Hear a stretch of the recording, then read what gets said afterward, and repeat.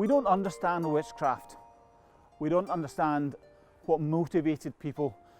We don't understand how mobs formed and poor women and men were actually accused. So let's put it in a 20th century format. Well, let's give it using a 20th century example. 1958 in Perthshire, there is a troubled wee girl. She's in her early 20s, and like many, there's many things going through her mind. And she does a horrible thing. She takes a gun, she puts it to her stomach, and she pulls the trigger. Now, gunshot wounds are terrible things. They obliterate the insides, they're random, it's not a clean incision, and you need to have an expertise to deal with gunshot wounds.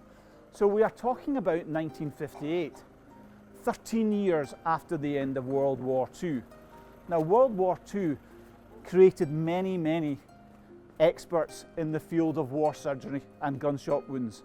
And the best in Scotland was a guy called Professor Kerr. Professor Kerr was in Edinburgh, and he was taken up by blues and twos from Edinburgh to Perth to operate on this wee girl. Why?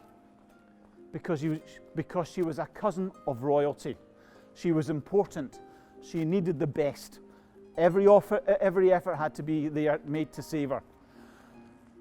Professor Kerr walks into the surgery, and he's never worked with the team before.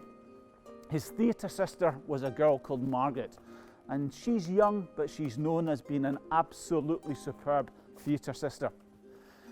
They set to work, and Margaret says she's never ever seen somebody work with the precision and the expertise and the speed.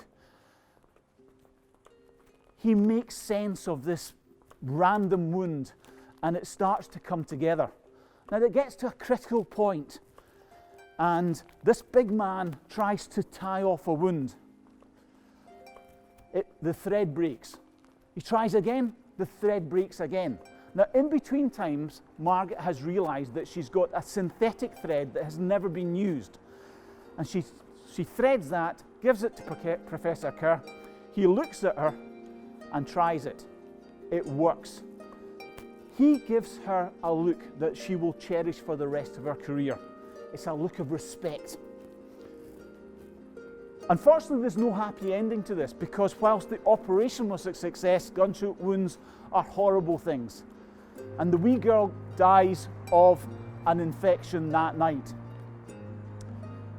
There's even worse postscript to this, because 6 years later, her mother does exactly the same thing. Now, the thing about this is, if we look at Margaret's role in this, and then take it to a 17th century perspective, we see that Margaret is a healer. She's confident. She's skilled at what she does. She's had the confidence to stand up to a powerful man. In another life, she's actually a midwife. All of these could have had a mob in the 17th century accuse you of witchcraft. And think of one other thing. She's been involved in the operation on a member of the royal family, and the woman has died. Everything could have been pointed to her as the cause of death. And a mob could have formed, and she could have been in a brutal situation. But she had two things in her favour. One, she was young. Two, she was beautiful. And only 15% of those that were executed during the Scottish witchcraft trials were under the age of 30.